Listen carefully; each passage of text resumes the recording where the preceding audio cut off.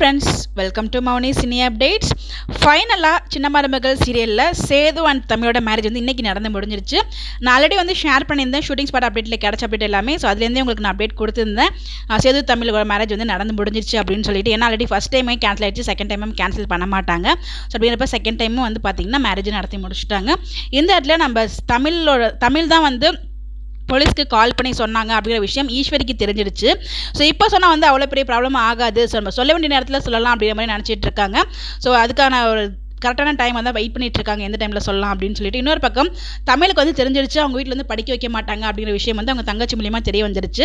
So உண்மையெல்லாம் சொல்ல வரலான்னு சொல்லி அந்த தாலி கட்ட நிமிஷத்துலையும் பார்ப்பாங்க. பட் ஆனால் மேரேஜ் அப்புறம் பேசிக்கோங்க அப்படிங்கிற மாதிரி சொல்லிடுவாங்க. நம்ம தமிழும் சேதுவும் பார்த்தீங்கன்னா அவங்க ஊருக்குமே போயிடுறாங்க, கூட அவங்க தங்கச்சி தான் போகிறாங்க.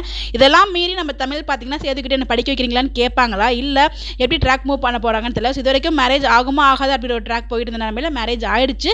இதுக்கப்புறம் எதை நோக்கி போக போகுது அப்படிங்கிற கூட கேஸை மறக்காம கமெண்ட்ல போஸ்ட் பண்ணுங்க.